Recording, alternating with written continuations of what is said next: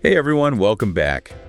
Ready to dive into a fascinating world? We're tackling The Millionaire Next Door today. A classic for a reason, right? Exactly, and we're going to uncover those surprising secrets to building wealth. And let me tell you, it's not always what you'd expect. Forget those flashy yachts, we're talking real strategies here. By the time we're done, you'll have some solid takeaways to rethink your own money game. What I find so intriguing about this book is how it just shatters those typical stereotypes about wealth, those common myths. You'd picture luxury mansions, sports cars, right? But get this, the authors found that a whopping 80% of millionaires don't even own a luxury car. 80%. They said. Seriously, that's incredible. It really challenges that whole image we see in movies and magazines. Absolutely, and it's the heart of why this book is so impactful. It shows us that real wealth, it's often hidden in plain sight. It's not about the stuff, it's about the choices, the long-term thinking, those disciplined habits that, honestly, it often comes down to being intentional with your money. Okay, so let's break this down a bit. The book talks about common traits of millionaires, things like frugality, budgeting.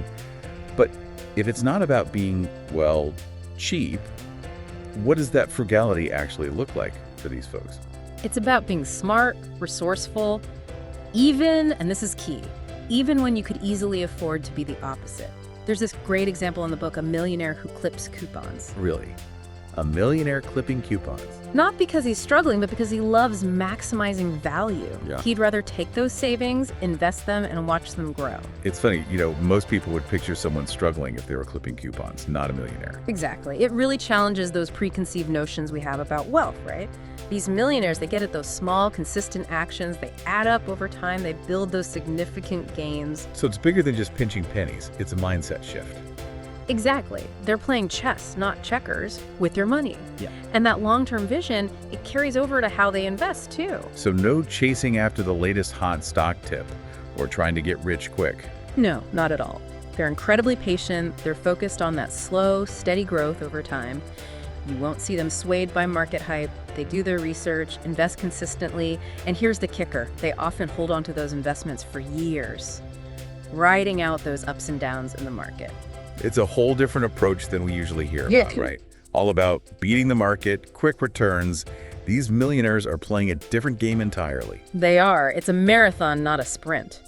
And speaking of long-term, the book stresses education, lifelong learning, even when you've already, made it financially. That seems counterintuitive, doesn't it? You'd think with millions in the bank, school's out. Right. And yet so many millionaires, they see knowledge, skills as assets in themselves. They never stop investing in themselves. Conferences, books, you name it, they stay curious. It's not about sitting back and relaxing. It's about constantly evolving, staying ahead of the curve. Precisely. The more you know, the better decisions you make. It's a huge factor in their long-term success. It's like that saying, the more you learn, the more you realize you don't know.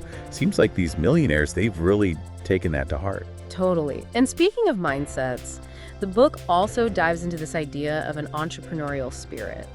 And it's not always what you think. So we're not just talking about everyone quitting their jobs and launching a startup. Exactly. It's more about being resourceful, spotting opportunities, being willing to take those calculated risks.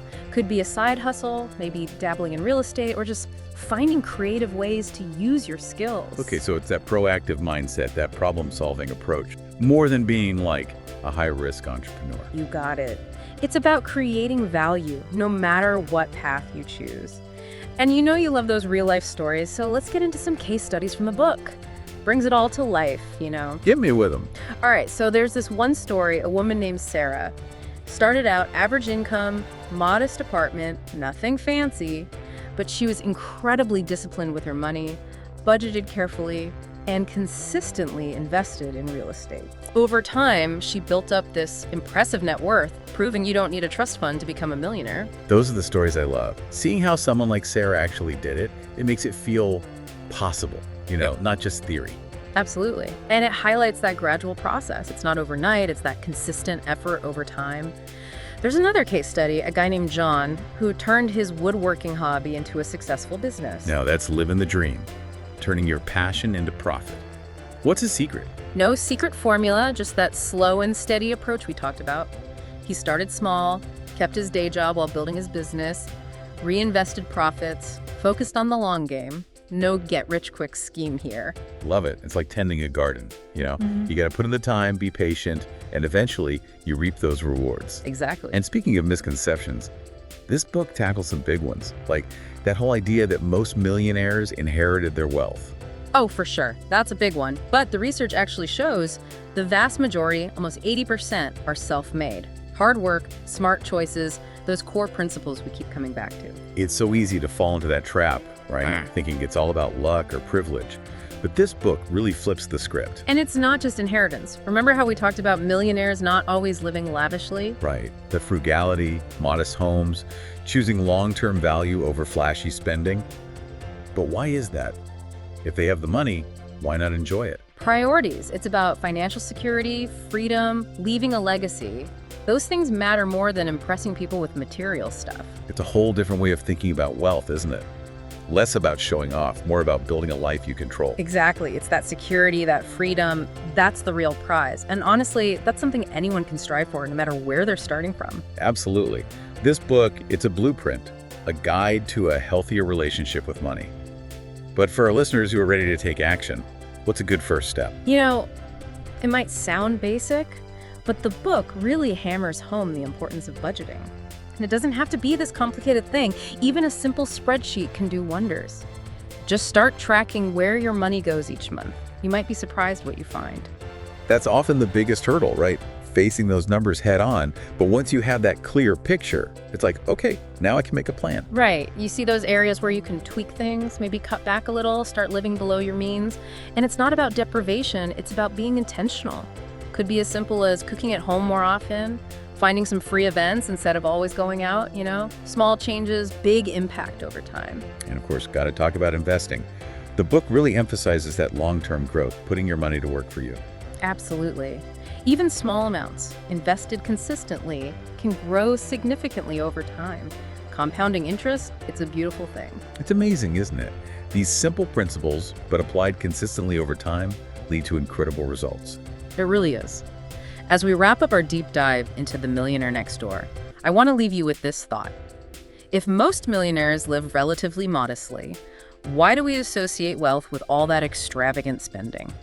What does that tell us about how we view money and maybe how we can shift that perspective to build a more fulfilling, financially secure future for ourselves?